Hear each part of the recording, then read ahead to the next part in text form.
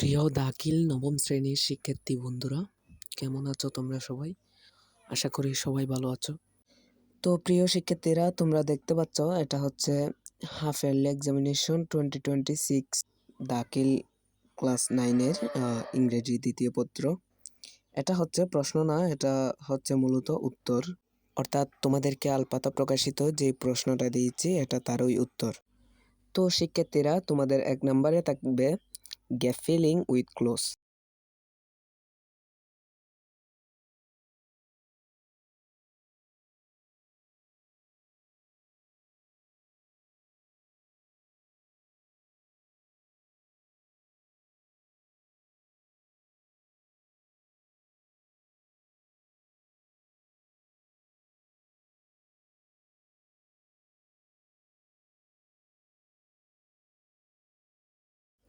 So gap filling with ক্লোজের A নাম্বারের উত্তর হবে ফ্লোয়িং, বি নাম্বারের উত্তর হবে অফ, সি নাম্বারের উত্তর হবে ফ্লোস, ডি নাম্বারের উত্তর হবে দা, সি নাম্বারের উত্তর হবে দ্যাট, এফ নাম্বারের উত্তর হবে রিভার্স, জি নাম্বারের উত্তর হবে ইউজড, এইচ নাম্বারের উত্তর হবে প্রেজেন্ট, আই নাম্বারের উত্তর হবে অনলি, আর জে এর উত্তর হবে প্রডিউসেস। সো শিক্ষিত বন্ধুরা, 2 নম্বরে তোমাদের আসবে সাবস্টিটিউশন টেবল। তো এটার উত্তর আমি দিয়ে দিচ্ছি এখানে।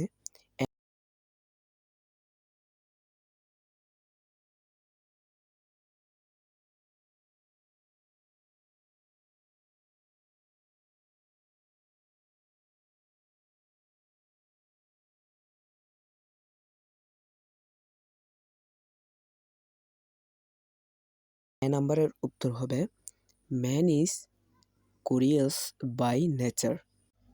আবার বি নাম্বারের উত্তর হবে he wants to know various things of the world.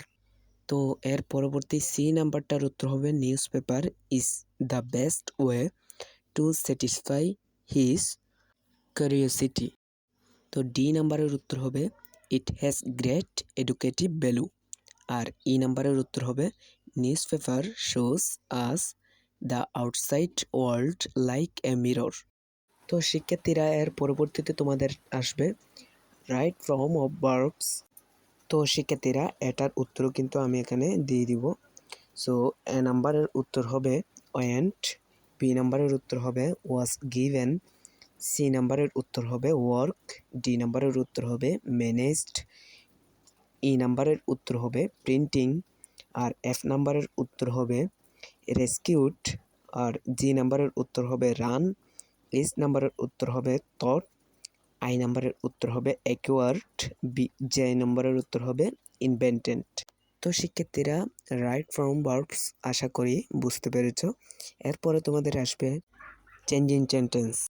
তো আগের গোলার মতোই এটারও সব উত্তর দিয়ে দিব।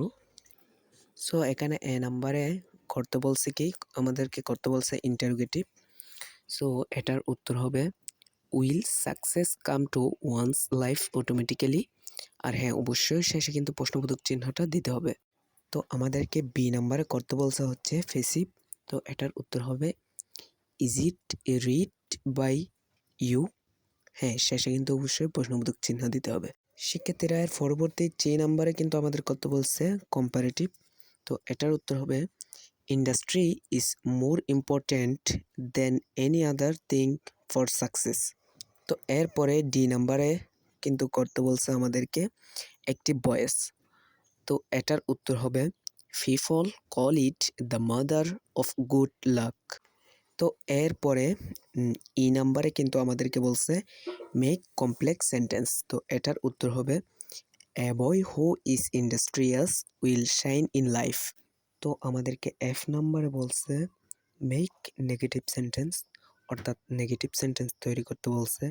তো এটার উত্তর হবে a life without an achievement in not a real life. এরপর এইচ নাম্বারে কিন্তু আমাদেরকে বলছে মেক ইট অ্যাসার্টিভ। তো এটার উত্তর হবে হি ইজ এ গ্রেটফুল।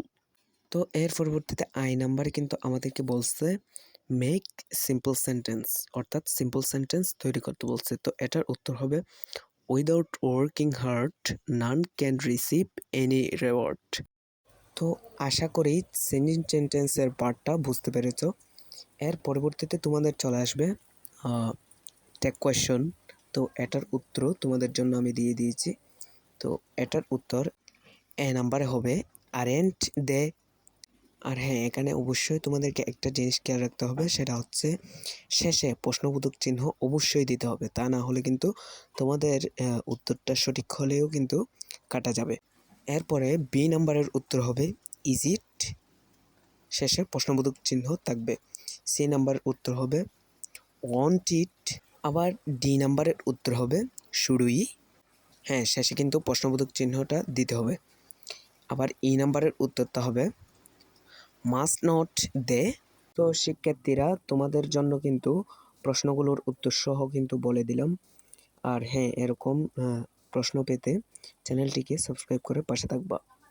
আর যারা ইতিমধ্যে সাবস্ক্রাইব করেছো তাদেরকে অসংখ্য ধন্যবাদ। তো এটা হচ্ছে পার্ট 1, আর পার্ট 2 লাগলে কিন্তু তোমরা অবশ্যই কমেন্টে জানাও।